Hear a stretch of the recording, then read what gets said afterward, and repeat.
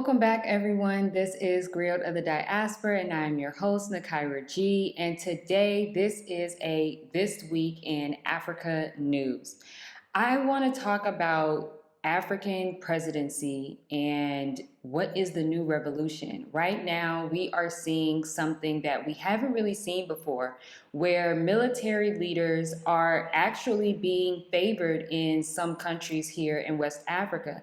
Obviously, we have all been seeing what's been going on with Captain Ibrahim Traore out in Burkina Faso, but we also have countries like Mali and Niger who also have military leaders, and it seems to be something that is favored amongst the community. But historically, we have seen military leaders not be so favored. So let's go down a very brief history of some African presidency. And for the diaspora, for those of you who are looking to relocate to Africa very soon, this video will also help you make some better political decisions. Let's talk about it.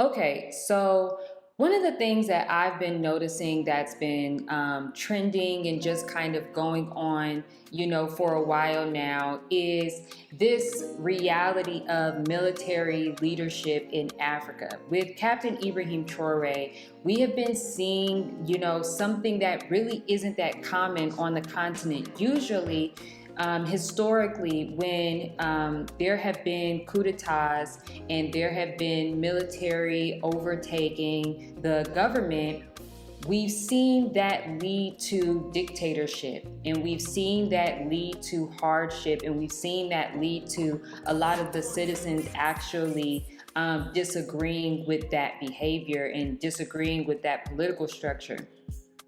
But I find it so interesting that with Captain Ibrahim Traore, he's really one of the first military leaders that seem to be very for the people. And it seems like he is taking a completely different approach, which I think is why it's so startling to the West. I think that's why they're really afraid of him, because they're seeing this guy in this military leadership who received his presidency through a coup d'etat, but he's actually for the people.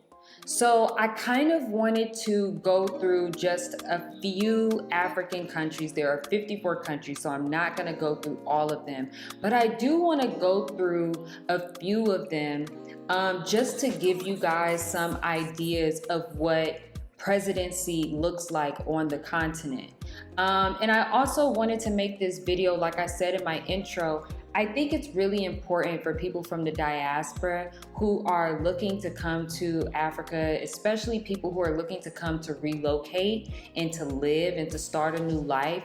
I really do think it's important that you have a knowledge and just some type of understanding of what presidency and government looks like in these African countries that you are coming into.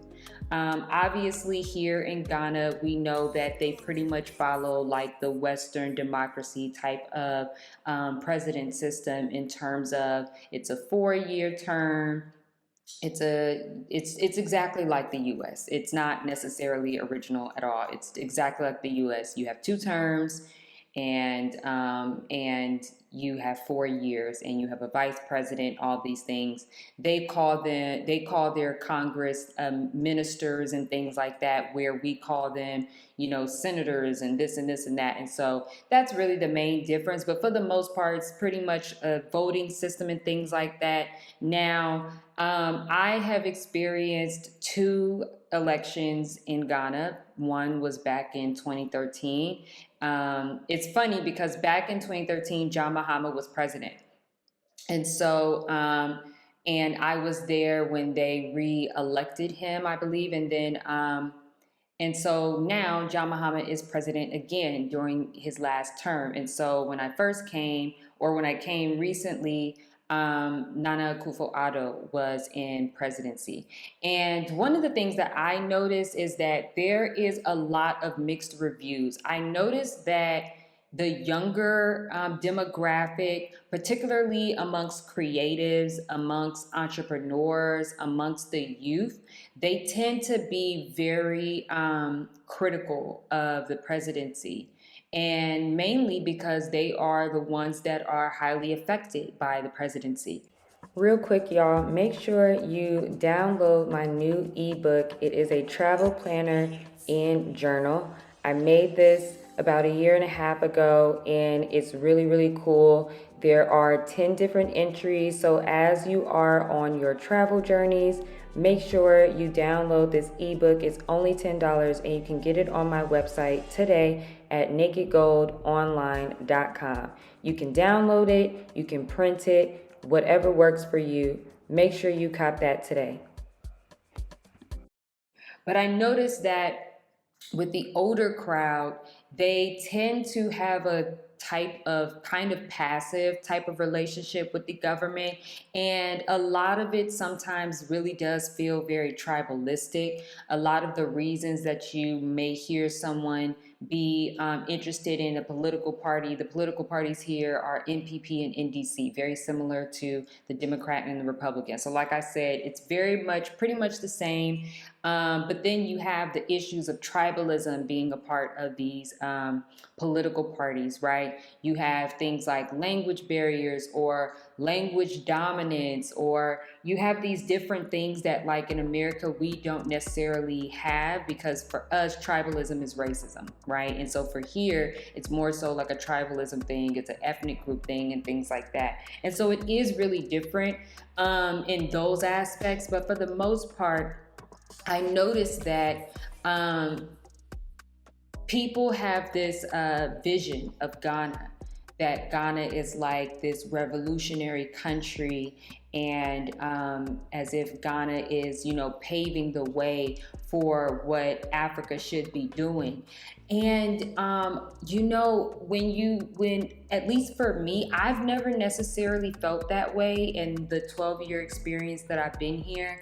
I do think that Ghana is quote unquote more progressive than some African countries, right? Obviously, when you talk about the 54 and you talk, and let's also be clear, for the most part, out of those 54, most people really know about like 10. Some of y'all really only can name about 5, okay? So, when we say progressive, not in comparison to maybe South Africa or places like Cape Verde or places like Kenya and Tanzania, right? I wouldn't necessarily say like progressed in those type of ways, and in ways they probably are. But I do mean in the sense of like there's a little bit more development, there's a little bit more political structure, there's a little bit more stability, but also understand that that is me speaking from a spectrum, right? A curve, if you will, right? But so I want to give you guys just like a little bit of like history and an idea of what some of these other African countries experience in terms of their presidency. So I want to talk about Togo for a second. So Togo has been dealing with a dictator situation for the past 2 decades. So Togo is right next door to Ghana. I've been to Togo. Togo is very beautiful. I'm not going to lie. It's a really beautiful place to visit if you are interested in visiting. But for instance, Togo is dealing with a dictatorship. So they have a president that has been in presidency for 20 years, right? And so recently, OK Africa dropped an article recently to talk about this new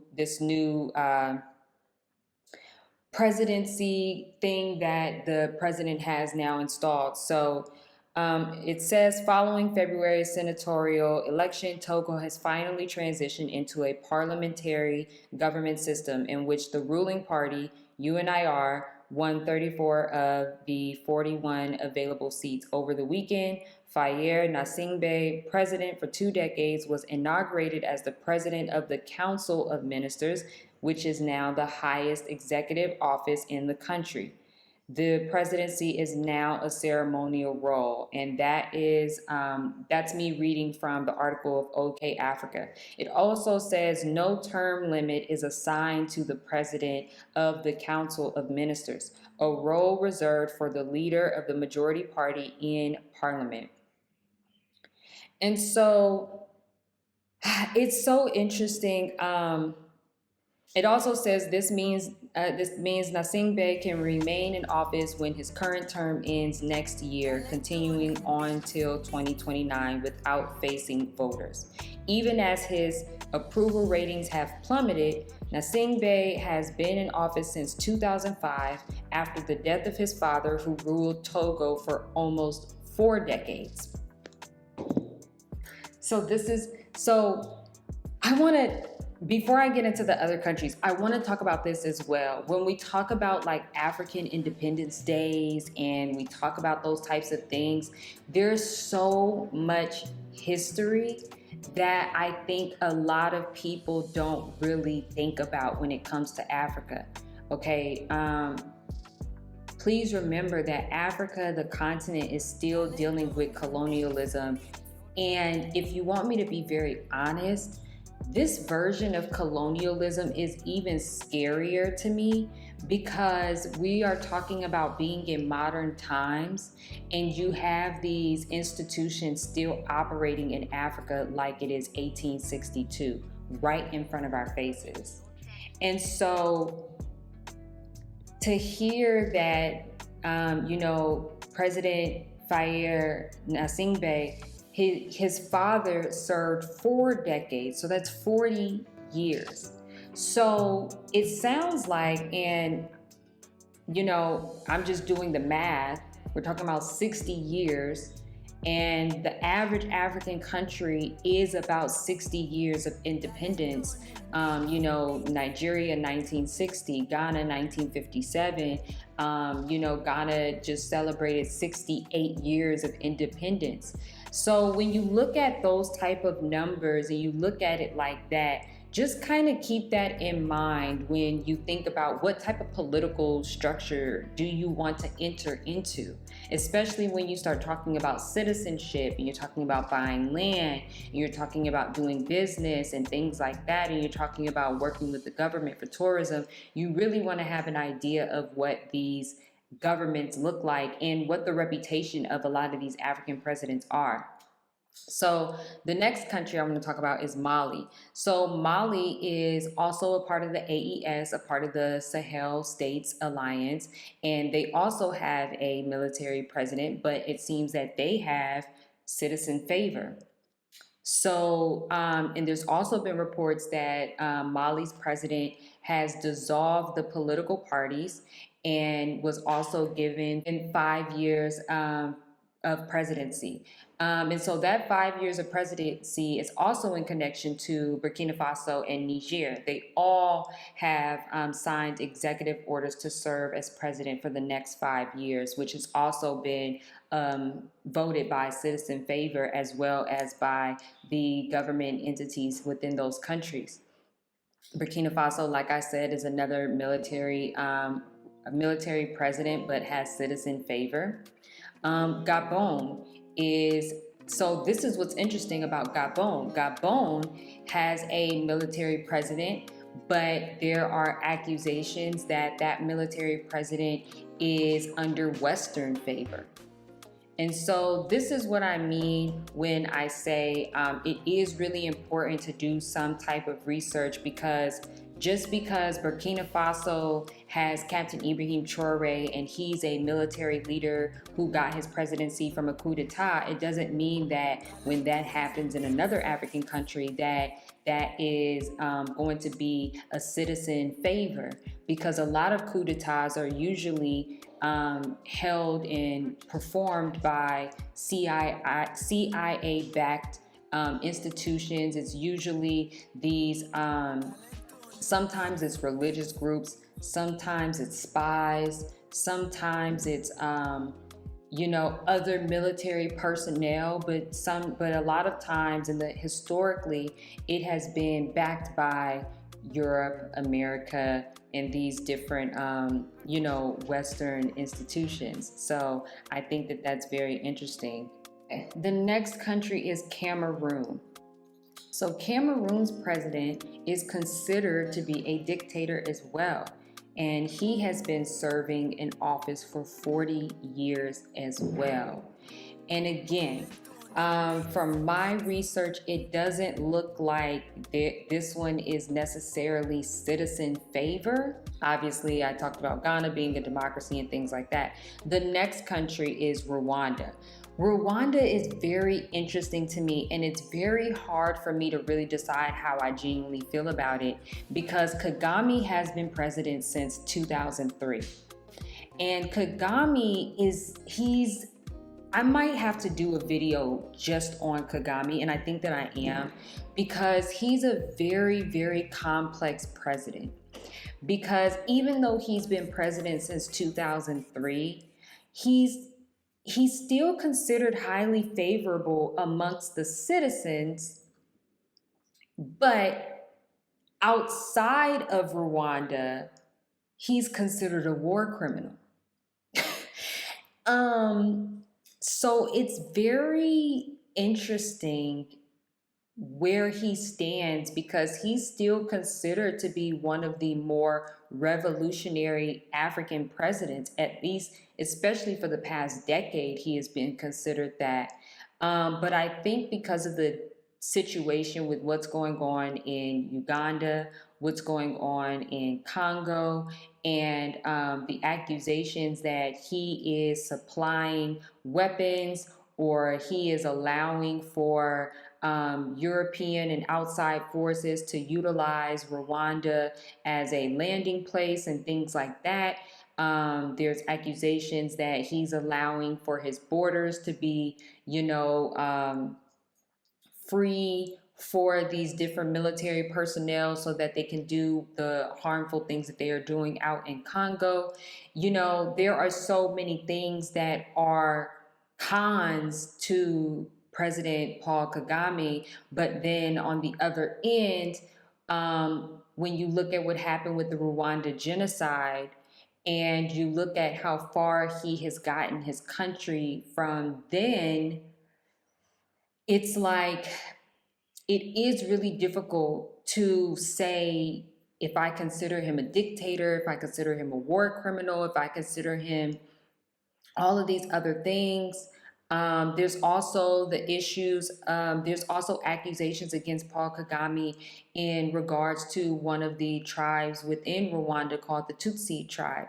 And people believe, and he has been often accused to be working with the West to cause wars within the country. So, it's really difficult to kind of make like a decision on how we feel about him. Kagame reminds me of President Barack Obama, right? Within America, he was very, like, during his reign, at least, it was very much so like, oh my God, we love Obama, we love Obama. But when Obama sent the okay to assassinate Gaddafi, now today, a lot of people consider Barack Obama also a war criminal, and all of his other accomplishments, which have now been swept under the rug if you consider those accomplishments, right? And so I think that for me, one of the things that I have been doing when it comes to this relocating experience in Africa is I've really been trying to dive as deep as possible into the political spaces and understanding like the politics of these different African countries, because a lot of us who are moving to the continent, we are going to be caught in a lot of these different webs. And a lot of us don't know what it's like to experience war. A lot of us don't know what it's like to experience that. And I don't want us to experience that. And right now we are watching Burkina Faso possibly end up having to experience that And we're hoping that that does not happen. But we know the West, we know colonialism, we know imperialism, and we know that these countries like France can't operate without Africa, literally. And so it is really scary because we know, and Africans know on the continent especially, we know how far and how brutal the West is willing to go for resources that they don't own. And it is really important to know the political landscape, especially if you plan on getting citizenship. You will have the opportunity to vote, especially like here in Ghana. You know, I'm gonna be very honest. I meet a lot of people who have citizenship, and when I ask them about voting, it gets kind of like crickets, and it gets very kind of similar to how it was in America, where people didn't want to say if they were voting for Kamala or voting for Trump. And you know, even the conversation of politics is still very touchy here, because you would be surprised what some people's politics really are. And so let's also talk about Namibia's president right now. Namibia has a woman president. It is their first female president.